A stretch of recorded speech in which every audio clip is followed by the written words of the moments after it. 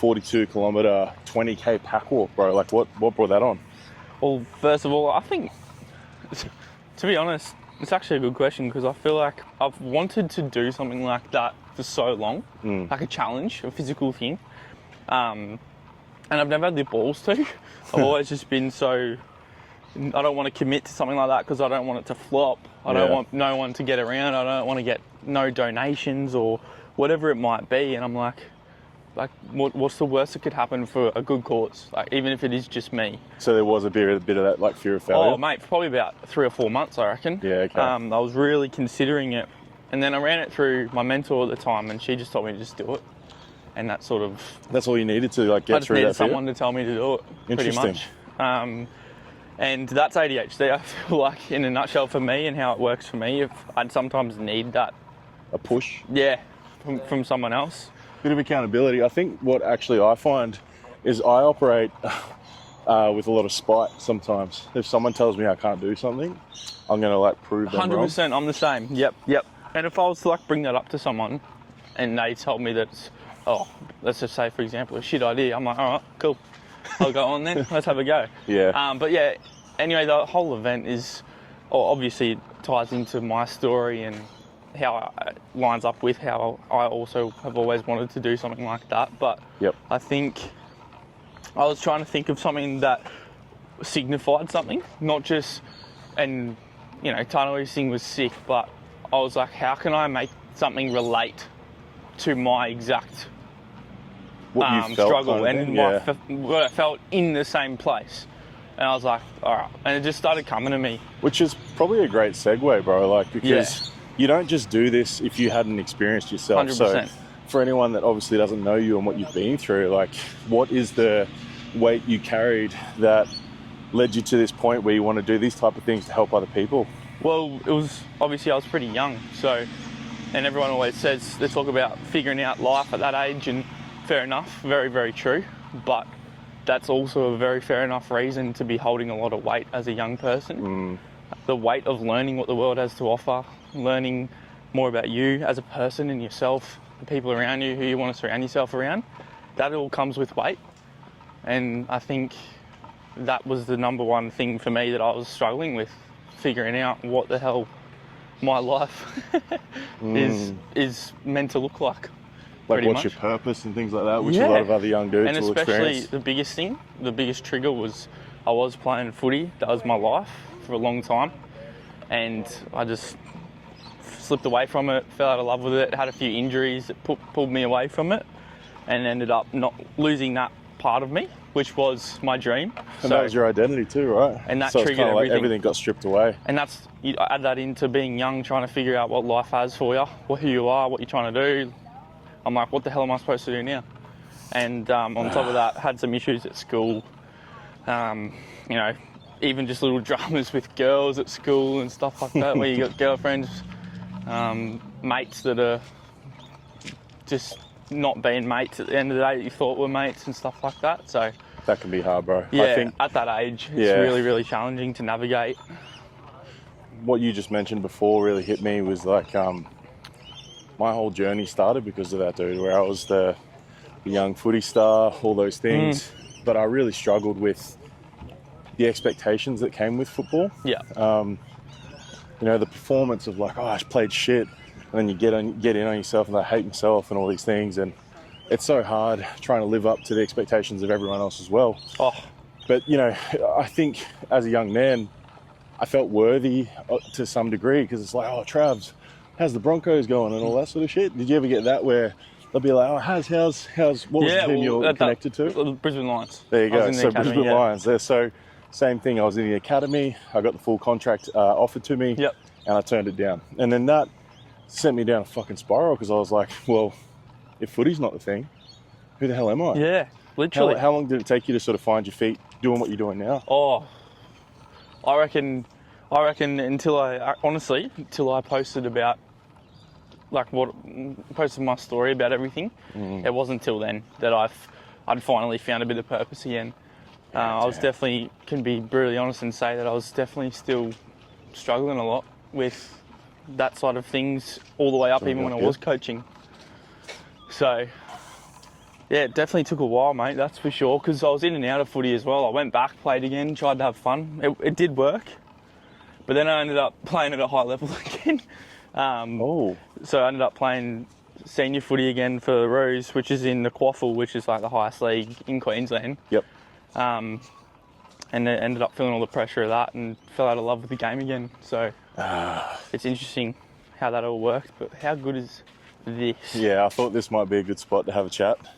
Because obviously, with what you're doing, bro, and like the stuff we're talking about this morning, even in the last 5 minutes, it's probably one of the most common experiences for a lot of young men. And for yourself, what was that moment that, you know, you went through all this, you lost your identity, trying to find yourself, you found your thing that you want to do now, but where was that breaking point? Like, I know your story, and when you stood on a local cliff here, take us through that a little bit if you're okay with going there. Yeah, well, so the turning point of when I realised that it really was... How bad it was, yeah. When I went to the mental health ward was probably the biggest thing. As a 16-year-old, someone who was looked like he was full of confidence, it definitely was incredibly humbling to be put in a place with, and no disrespect to the people that were in there, I wasn't as bad as them, and it was like, okay, first of all, you've got it pretty good. Second of all, this is the track you're going on if you keep going. Like, all these guys were, I can't even explain it. Like, to witness that as a 16-year-old was disgusting. Like, yelling, it's like out of the movies, pretty much. I don't know if I got the short end of the stick and it was just really bad when I went in there, but I've never ever, I was genuinely scared. There was guys in there throwing things, punching the nurses, screaming, like, all night as well, in the middle of the night. And that particular time, and I was there for about a week or so, and I voluntarily went in, and this was a few days after I was everything happened where I went up, was gonna, like, that attempt, I guess, at the end of the day. But yeah, that specific week of my life was that point where I'm like, okay, if I don't sort anything out, this is only going to get worse. Look at what it can get to. Look at what I've got now. I've got a decision to make now, and I want to make the right one. And yeah, that wasn't the only point in time that I needed, but it was the trigger, that's for sure, to get things sorted. There was a moment that you shared, bro, is your auntie almost like was the saviour at that moment, right? Like, can you take us through that a little bit? Yeah, so, well, my auntie's always played a big role in my life. Our family's pretty close, so that's my mum's sister, and she herself has been through a lot that I know of as well. But for me, I'd always go to her. She's a kinesiologist, and she's very in touch with emotions and all the things that come with. She's got it because that's the type of people she understands the body, right? 100%, and energy and all that sort of stuff. And we'd have a family dinner, and she'd message my mum after sometimes and be like, Harry needs to come see me or something, like, or, you know, she'll say she felt something. And it's funny because then it's because I was feeling off, but she was a humongous role in me getting to where, in this place I am now, to even like reaching out to someone like yourself, to work on that sort of stuff and do all the other sort of self-development, I guess, to help myself be a version of myself that I want to be, instead of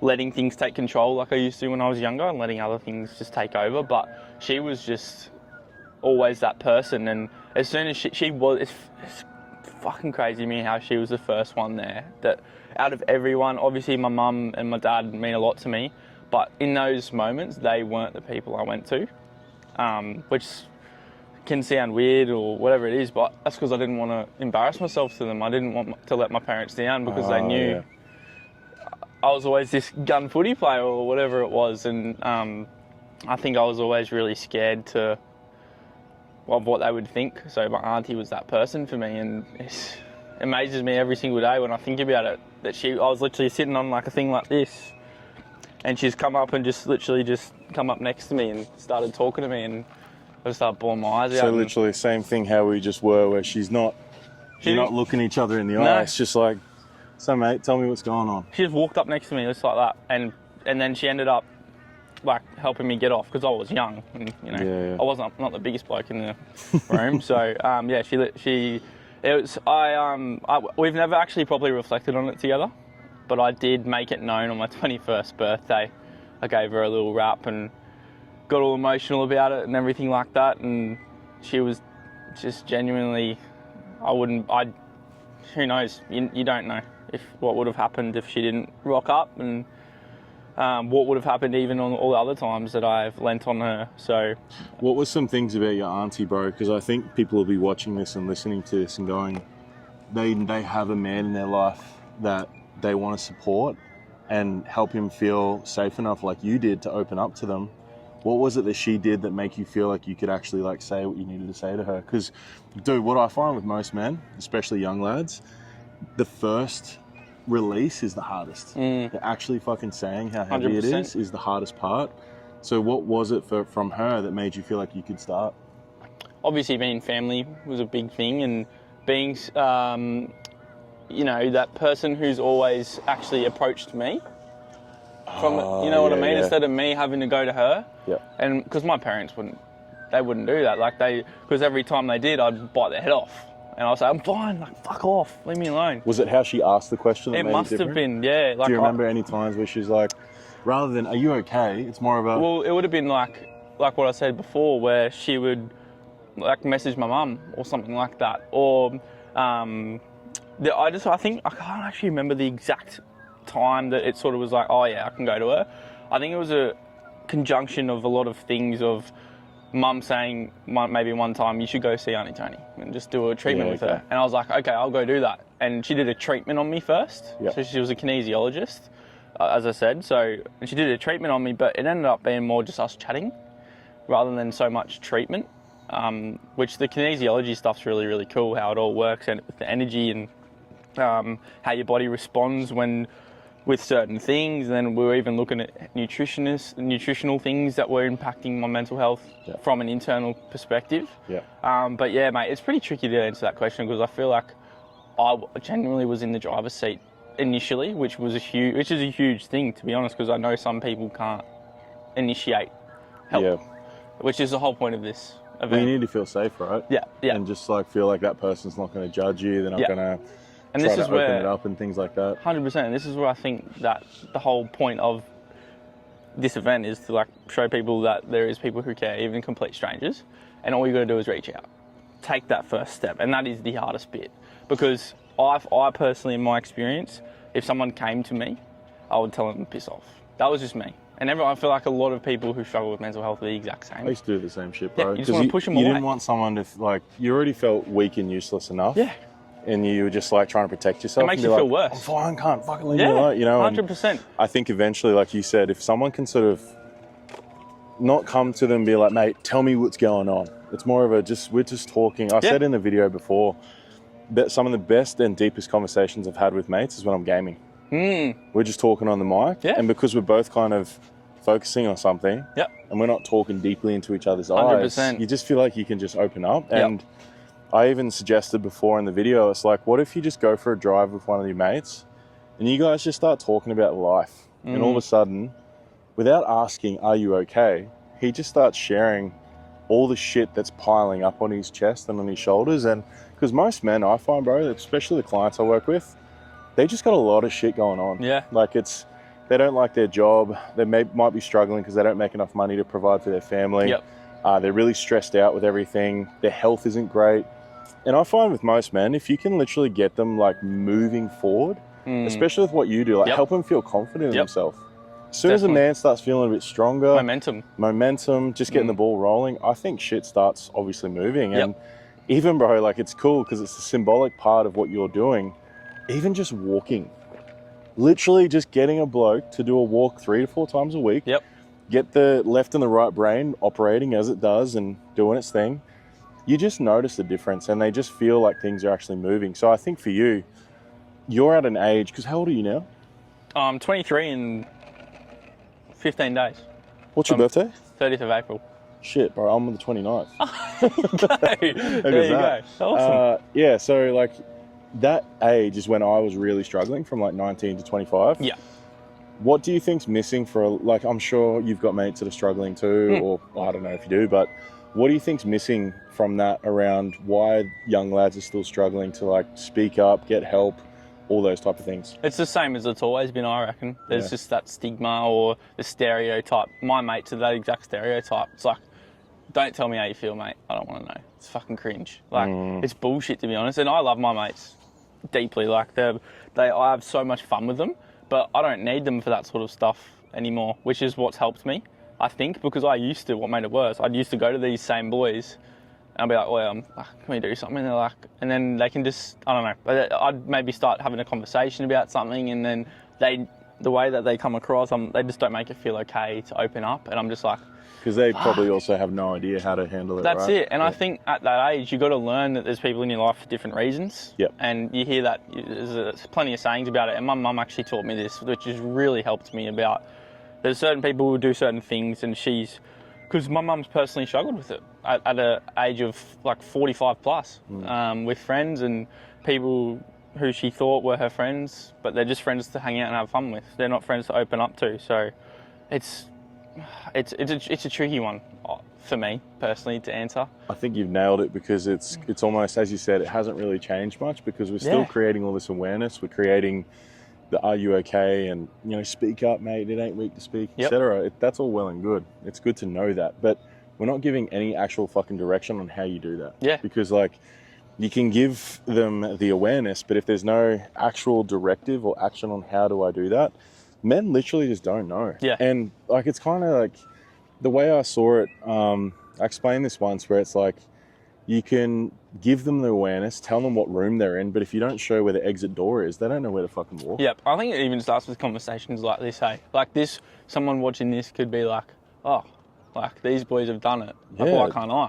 Well, that right there. So you fucking nailed it. What I realize is that most men are terrified of what's on the other side of telling people what's going on. So for us, we've both done it. Yeah. I literally have nearly killed myself a few times when I was younger, because I hated my life, I hated my work, had no purpose, left football. I thought I was worthless. I had heaps of shame, couldn't hold money, couldn't look after my girlfriends. Anyone that I was ever with, I felt like I couldn't make money and actually provide for them. And as a man, that's one of the biggest things we want to be able to do, is provide. 100%. And because that was taken away from me by myself, or what I felt was the world, I just felt fucking useless. And though now I've done all this work, bro, and I'm, 20 years into being on the other side of letting go of everything and nearly killing myself, and here I am living the most incredible life doing what I love. So for anyone listening, you go, well, yeah, of course it's possible. This is what's on the other side. Look at Haz. Like, Haz is the busiest he's ever been in his business. You're loving it. Obviously, it's stressful, but stress creates business. Amazing things. 100%. Us as ex-athletes, we know that you have to train hard to get better. 100%. You can't just set the same fucking weight on the bench press and hope that you're going to get stronger. There's no way getting through anything. I think the big thing I harp on about with my clients, mate, and this relates to any part of life, is any form of growth is going to require a form of inconvenience or discomfort, and people are scared of that. And I think that's what I lean into now. It's like, if something's uncomfortable, that's because I'm going to grow from it. And back then, I didn't know that. I was like, I'm just trying to stay in this little shell, because anything outside of it feels like shit. So I want to stay in it. As soon as someone takes that step out, that's when you get to take a step forward and you start to get closer to it, because I'm sure you could agree, it's like, it never goes away. We expand our tolerance to be able to handle things and handle stress. Obviously, you sort of, desensitize maybe a little bit. Yeah, like they call it a window of tolerance. It's like, when you first start doing this stuff, you can only handle this much. Yep. And then, and then eventually it gets like this. Yep. And like, I think that's why my clients shift so much with what you've just said, is that I get so many people come to me that have done all these workshops and therapy and read books and everything, and they know what to do. Yeah. But they don't do. Yep. And I hold them really accountable to like, hey, cool, you can name all your fucking patterns. You haven't done shit to change it. Yep.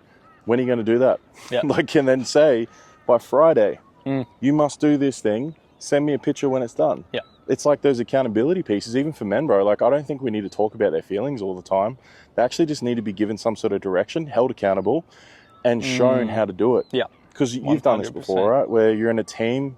I miss the brotherhood of a football team. 100%. Like all the boys in a fitness session, even though I was the unfittest cunt ever, and I was always last, but you still just felt like you were in the trenches with them. Yeah. And you had such a bond because you're going through something hard together. Yep. And even that's probably the key is that, bro, a lot of men these days are fucking lonely. Yep. They don't have other men that are doing cool shit to actually help them do cool shit together. Especially in this area. Yeah, like on true. the sunny coast, bro. Like it's Yeah, so... talk on that for a sec. Like, what do you find is the culture around that stuff around the sunny coast? I feel like it's still... Unfortunately, it's like, that it is it. It's like where, you know, you go to the Goldie, it's a completely different world. Yeah. I mean, there's all of these sorts of communities that are doing good things, and people from the sunny coast are like, oh, I'm moving to Goldie because I don't want that bullshit on my turf. Isn't it funny they take the piss out of them? Yeah, and it's like, those people probably feel 10 times better than you. Like, and it comes from a place of insecurity. I bet you they're too uncomfortable to, like, even my mates talk shit on run clubs and stuff like that. It's like, bro, it's not the purpose of, it's not even the running. It's the community aspect, the social aspect of getting people together and having connection. Like, bro, I think you just nailed the issue. Here's what happens, I reckon. There's two divisions of men. There's the ones that are doing the work, there's the ones that aren't. Yeah. And they just judge the hell out of each other and take the piss. Yep. And because this one's sitting over here going, what are you doing, you fucking loser? Why are you running on a Saturday morning? And then this guy's going, what are you doing, you loser? Why are you drinking piss on a Friday night? And we need to actually bring those two together and go, hey, it's actually okay that what both of you are doing. Let's take away the shame and the guilt because we always live enough of that anyway. Yep. Let's go, bro. Why are you getting on the piss all the time? Do you enjoy it, or are you escaping from something? If you're escaping from something, bro, come for a run. Yep. And actually, like, help him. Yep. And vice versa. Most of the blokes that are doing all the work and therapy and stuff, they're actually avoiding a part of themselves that they still see in themselves. Yep. The enjoyment of being able to actually do Have things. 2 or 3 beers, enjoy your life, and not escape everything. And you know what? I feel like I can comfortably say I've nailed that balance now. I fucking love having a couple beers with my mates. Same, bro. On a Friday, one of my good mates, long-term friend, Luke, he doesn't really watch any of my content, but we've grown up Shout together. out, Luke. Yeah, we've grown up together. He thinks all this shit's fucking bullshit. Yeah. Like, I don't care because he's one of my really good mates. We've grown up together from like 5 years You old. know he'd show up if you needed him. 100%. He's always, and you know what? He's not even that type of person, but he shows up in a different way. He'll come do things with me. So, for example, on Friday, we played pickleball for an hour, and then he was like, "Oh, you want to go for a beer?" I was like, "Let's fucking do it." So we ended up I went home, had a shower. We went, where'd we go? We went to the dock, had a couple beers at the dock, and then we went to Bluff Bar, but we ordered a pizza from the pizza shop across the road.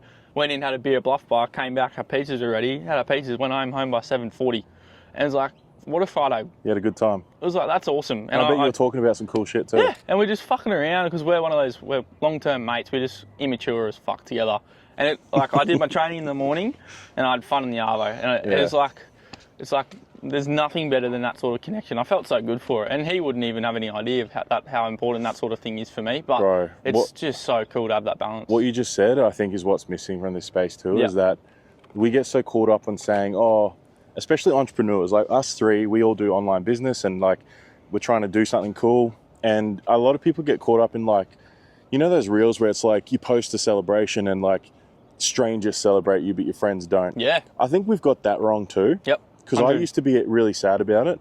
And then I'm like, wait a second. 2 of my best mates I've had for 20 years, they don't not love me and not celebrate me. They just don't show up like that. Yeah. They will die for me. Yep. I know if I said at 3 a.m. that someone's attacking me, those two are like, let's go, baby. Yeah, but fucking oath. Liking and celebrating and sharing my shit, they couldn't care less. Yeah. It's not that they don't care what I'm doing. It has nothing to do with that. But then I caught up with my mate, Tice, and same thing, bro. Like, we're 36 years old. He's got 3 kids. He's an incredible dad, incredible husband. Like, I get emotional talking about him because as a man, he's a fucking good dude. He doesn't do the work. He doesn't read books and things, but he's a good man. And dude, we caught up on a Tuesday or something and watched Scrubs. You know, like we used to watch that as younger dudes. Like that was our favorite show. Yeah. And we pretended we were JD and Turk. And That's so good. we caught up literally like 2 weeks ago, bro, and I just went over to his house. I was playing Skyrim on his Switch for a bit. We're talking shit, talking about what he's going through and all these other things. And then we just watched Scrubs, had a laugh, had a giggle. Then I went home. And I'm about to do that again with him tomorrow. Yeah, I love that. Like, just go watch Scrubs. I love that. And that's what I was talking about. Like Luke sounds like, my mate Luke sounds very similar. Yep. That's what I was talking about before. People come in your life, they're in your life for a different reason. And I think personally, and you might be able to relate to this, like I was attaching everyone to, if they don't care about me struggling, I'm not worth anything. Because this person doesn't care about me. Someone I care about doesn't care about me in the way that I want them to. And it's like, that just makes me feel worse. And that was a huge thing for me, humongous. I was like, my closest mates were the mates that weren't good at necessarily like being someone to lean on in those moments. But I had those other mates, which it's like, it's funny how you attach. So, I just had an epic metaphor for this. Yeah, hit me. Right, we were just at a coffee shop, right? Imagine if we were sitting there, we're sitting at the table, and we all of a sudden go, where the fuck's our coffee?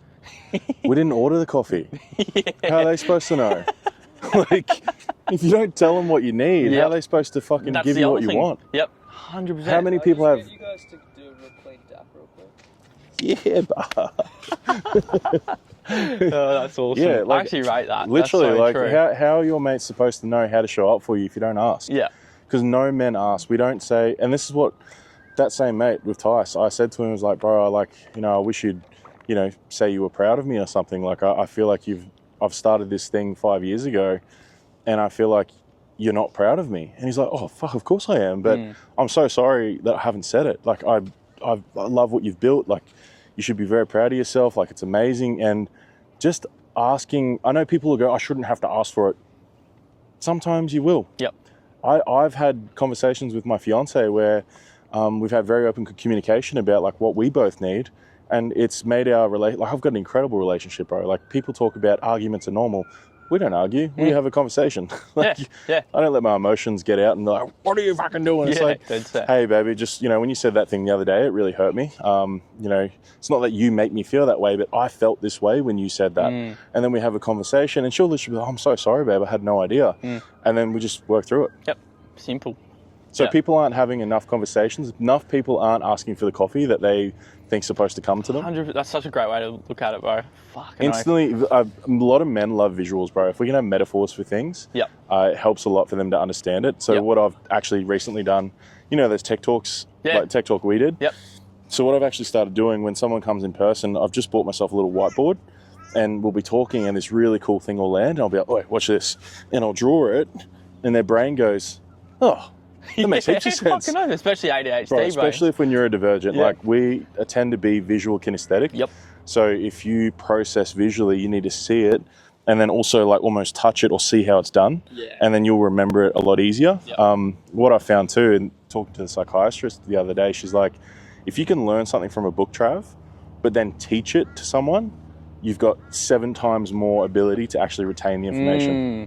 So remember that shit too. Yeah, I rate that. I've heard that before as well. Like, you'll read a book and remember none of it, but there's this one part where you're like, fuck, I remember when this, and this. Like Brene Brown, bro, I remember she said, all these, she was talking about mums and just like people that overfunction and try to help everyone. And she's like, how can you give something you've never received? And that hit me. So it's like, how do you even know you're helping someone if you've never learned to receive help yourself? You and might be so much of that out there, right? Yeah, literally. So much of that out there, and I think that's it helps you understand. If you don't know how to receive, then you don't know. I think if you don't know how to receive properly, then I think this is what it stems to. You don't know how to give it properly for that person to then receive it properly. And that's the biggest thing with, I always just think back to my struggles every single time, and I'm like, no one knew how to help me. And that's probably because most of the people I was around didn't even know how to help themselves or receive help themselves. So they didn't know how to say it. They didn't know how to work with me. And that's why I feel like people like me and you can have such a good impact on other people's lives, because we know, because we've been through it. We receive it when we know how to receive it, so we know how those people need to receive it. Here's something I'll finish up with, bro, with you, because this has been an incredible conversation. But I know if we go too long, we'll just keep yapping. What's some of the best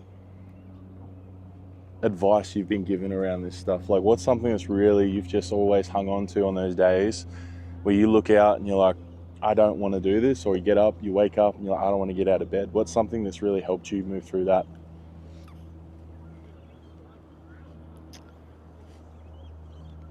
I think the biggest thing for me would definitely be leaning into, this is so basic as well, but leaning into the discomfort. And this is the thing that so many people are scared to do because it's so uncomfortable. And even small things for me, like doing this, filming in public, used to be so hard for me. And it's just a small example of, I used to be, when I first became a coach, I was like, I'm not fucking posting on social media. That's gay as, that's stupid. I'm not doing that. But now look at me, I was filming in Coles the other day with Jackson, me and my dad doing a skit in the middle of Coles. And I knew people were looking and they were getting frustrated because we were taking up the banana aisle, but couldn't care less. I'm making money helping people. So it's like, for me, leaning into discomfort in those moments of, I guess, relating it back to what I was feeling, like if I felt like shit, if the discomfort was simply just going and telling someone I was struggling, then just go do it. No matter what comes from it, just go reach out, because then you learn that that's leaning into discomfort. Yeah, it might not solve the problem, but you're taking a step into discomfort, which is expanding your tolerance for the discomfort. So that's the biggest thing for me that I've always held on to. And it's something that everyone's scared of, but if they lean into it, I feel like it would solve a lot of problems. Right. But that's because it's such a big step. So well said. I think it segues perfectly into reminding people what you're doing. It's very uncomfortable. A 42 kilometre walk with 20 kilos on your back.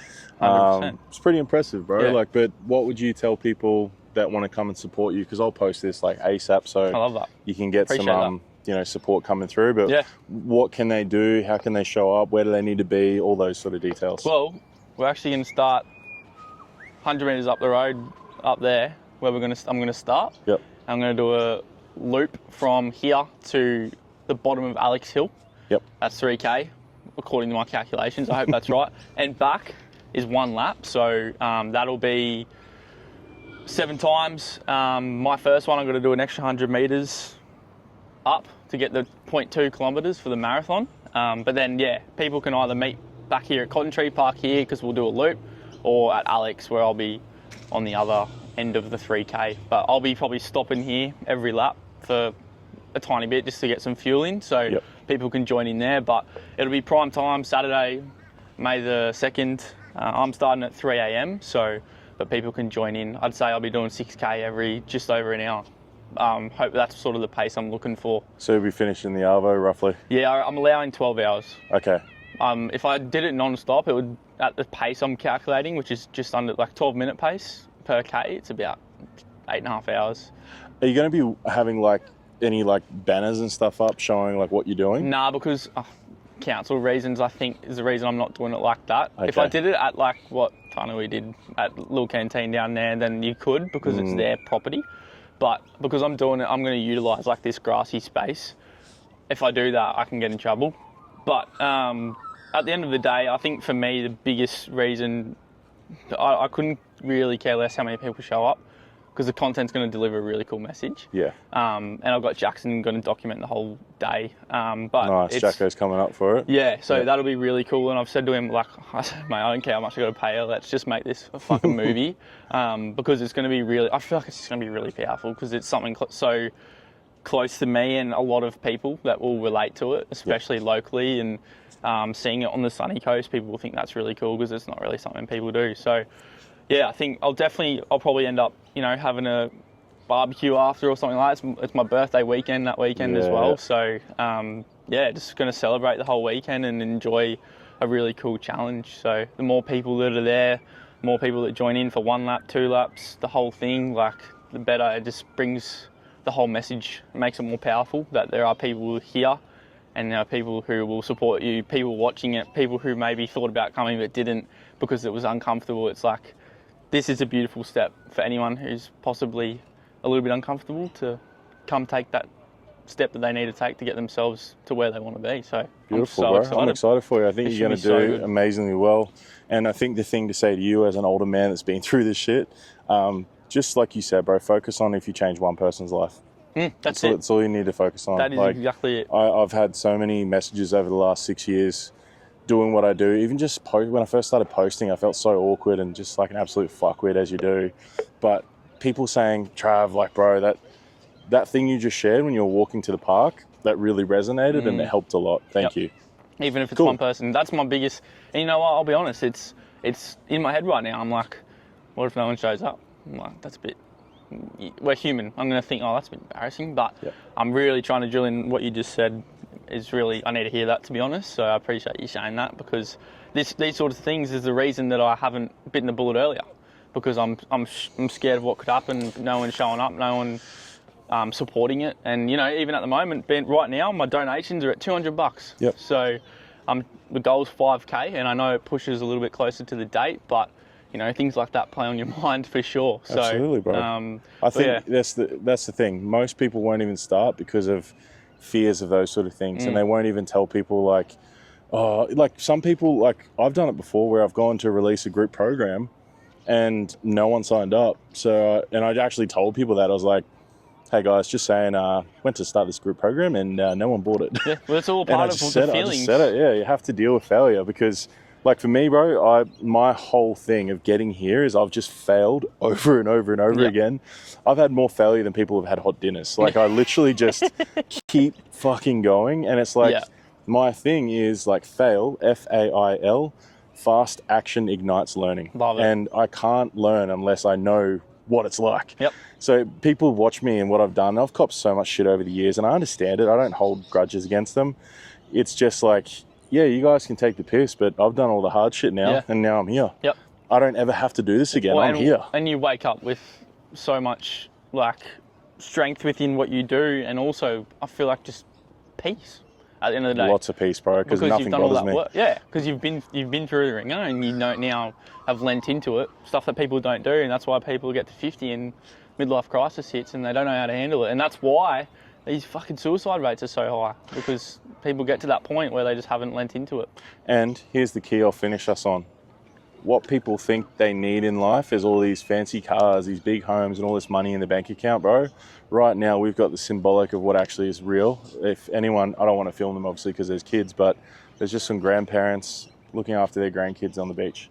That is actually what fucking life's about, man. Like I watch my mum and dad look after my nieces and nephews, and they're so fulfilled in that, and they don't care about, like they used to stress about like loans and stuff they've got in their house, paying off their house, but they're like, dude, they've created this incredible legacy in this family. And I know my pop's watching, I know my nan's watching, and I said this in a podcast yesterday, like how dare you not live for those people that created this life for us? How dare you not actually do the uncomfortable shit to honor what they fucking created for you? But that's something to live for. Stop being so selfish in regards about how uncomfortable you feel. Those motherfuckers went through war and stuff. You know, they grew up in an entirely different era. I'm not saying life isn't hard right now, because it is. You know, things are expensive, war's going on, etc. I get that.